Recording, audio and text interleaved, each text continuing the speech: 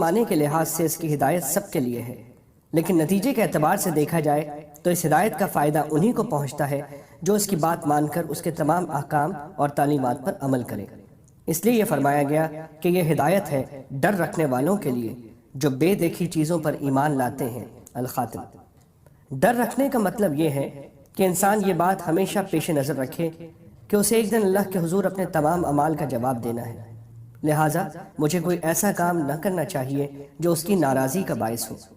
اسی خوف اور دھیان کا نام تقویٰ ہے۔ بے دیکھی چیزوں کے لیے قرآن کریم نے غیب کا لفظ استعمال فرمایا ہے۔ اس سے مراد وہ چیزیں ہیں جو آنکھوں سے دکھائی نہیں دیتی، نہ ہاتھ سے چھو کر یا ناک سے سونگھ کر انہیں محسوس کیا جا سکتا ہے، بلکہ وہ صرف اور صرف اللہ تعالیٰ کی وحی کے ذریعے معلوم ہوتی ہیں۔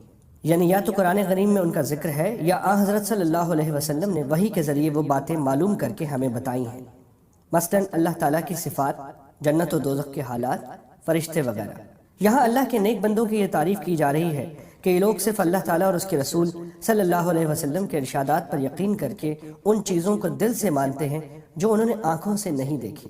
یہ دنیا چونکہ امتحان کی جگہ ہے، اس لیے اگر یہ چیزیں آنکھوں سے نظر آ جاتی اور پھر کوئی شخص ان پر ایمان لاتا تو کوئی امتحان نہ ہوتا۔ اللہ تعالیٰ نے ان چیزوں کو انسان کی نگاہ سے پوشیدہ رکھا ہے، لیکن ان کے وجود کے بے شمار دلائل مہیا فرما دیے ہیں کہ جب کوئی شخص ذرا انصاف سے غور کرے گا تو ان باتوں پر ایمان لے آئے گا اور امتحان میں کامیاب ہوگا۔ قرآن کریم نے بھی وہ دلائل بیان فرمائے جو انشاءاللہ آگے آتے رہیں گے۔ ضرورت صرف اس بات کی ہے کہ قرآن کریم کو حق طلبی کے جذبے سے غیر جانبدار ہو کر پڑھا جائے اور یہ خیال دل میں رکھا جائے کہ یہ معاملہ ایسا نہیں ہے کہ اس میں لاپرواہی برتی جائے۔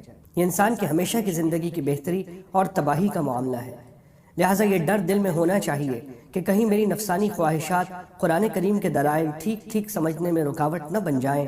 اس لیے مجھے اس کی دی ہوئی ہدایت کو تلاش حق کے جذبے سے پڑھنا چاہیے اور پہلے سے دل میں جمے ہوئے خیالات سے ذہن کو خالی کر کے پڑھنا چاہیے تاکہ مجھے واقعی ہدایت نصیب ہو۔